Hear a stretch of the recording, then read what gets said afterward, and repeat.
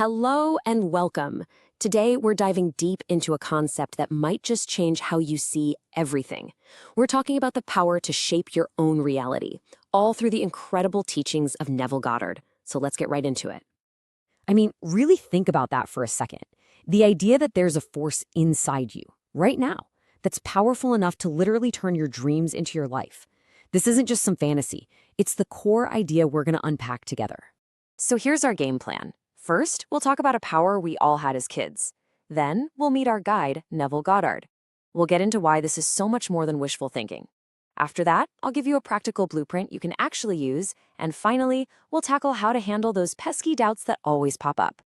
All right, let's start by taking a little trip back in time. Back to when your imagination wasn't just something you did for fun, but was the actual fabric of your world. You know, when we were kids, our imagination was just off the charts. We didn't question it. We just assumed a world of wonder, and that's exactly what we got. But somewhere on the road to growing up, we kind of put that incredible power on a shelf. We forgot how to just assume that our lives can be anything we want them to be. So the big question is, how do we get that power back? Well, lucky for us, a man named Neville Goddard spent his entire life creating a map for us to follow. Let's get to know him. Neville wasn't your typical philosopher. He was a truly profound teacher who really dug into the power of our assumptions. His whole thing was based on this one simple, powerful idea, that our inner world, our imagination, is what builds the world we see around us. And right here, this one sentence is everything. This is the master key to his entire philosophy. See, it's not about just wanting something. It's about getting into the emotional state, the feeling of already having it. So these are really the pillars of his work. He said, imagination is the engine, and your assumption is the steering wheel. But look how they all connect. Living from the end changes how you act right now. Scripting inner conversations is like reprogramming your brain's default settings. And revising the past, wow, that one's a game changer. It's not about pretending something didn't happen, but about changing its emotional power over you, which frees you up in ways you can't even imagine. Okay, I know what you might be thinking. Isn't this just wishful thinking? And that is a totally fair question. It's so important that we draw a really clear line here, because what we're talking about is way more powerful. So here's what the law of assumption really is. It's the belief that whatever you assume to be true, with feeling, hardens into fact. You can think of your desire like a seed. Your job isn't to hope it grows. Your job is to create the perfect soil by assuming it's already a full-grown plant. And this slide really breaks it down. Look at the difference. Wishful thinking? That's totally passive. It's just hoping, daydreaming, waiting for a miracle. But the law of assumption, that is an active, conscious choice. You're not a passenger in your life anymore. You're the architect. It's the difference between waiting for your ship to come in and literally building the ship and setting your own course. All right, so the theory makes sense, but how do we actually do this? How do we apply it in our real everyday lives? Let's get into the practical, step-by-step blueprint.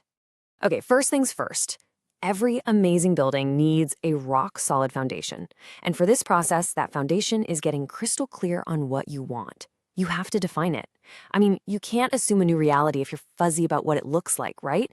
This gives your powerful subconscious mind a clear target to aim for. So, step 1, get super specific. Vague wants lead to vague results. So really nail down what you desire. I highly recommend writing it down. It just makes it more real. Step 2, create your affirmations, but here's the key. They have to be in the present tense. Not, I will be successful, but I am successful. You're telling your mind it's a fact, right now. So, if clarity is our foundation, then visualization powered by feeling is the engine that makes this whole thing go. A mental picture by itself is just a picture. It's the emotion you attach to it that provides the fuel. This is where the real magic starts to happen. Neville Goddard said this over and over again. Feeling is the secret. It's not enough to just think about what you want. You have to actually feel the joy, the relief, the gratitude of having it in your life right this second. That feeling is like a magnet. It's the secret ingredient. So here's your 4-step playbook for doing it right. 1, always see it through your own eyes, a first-person view. 2, bring in all your senses. What do you hear? What do you smell? What can you touch? Make it vivid. 3, focus only on the end scene, the moment after it's already happened. Forget about how you got there. And 4, the most important part, Let yourself soak in the real emotions of that achievement. Now, this isn't just a 5-minute exercise you do before bed. The goal is to start living from this new reality. Start making choices like the person who already has what you want. You've got to be consistent, and you have to become the gatekeeper of your own mind. When doubt shows up, and it will, you just gently replace it. And then you have to let go. Seriously, detach from the how and the when, and just trust that the path will appear. Okay, let's be real. This all sounds great, but life has a way of testing us, doesn't it? The journey from assumption to reality isn't always a smooth, straight line. So let's talk about how to handle those bumps in the road. It is so normal to have these thoughts. I mean, who hasn't? You look at what's in front of you, and it doesn't match what you're feeling inside. Just acknowledging that these doubts will come up is the first step. You don't have to fight them. Just recognize they're part of the process. Here's the thing. The universe doesn't run on our schedule. This isn't an overnight delivery service. It's a journey of faith. The real keys here are patience and persistence. Sticking with your assumption, even when things look the opposite, is the steady light that will see you through.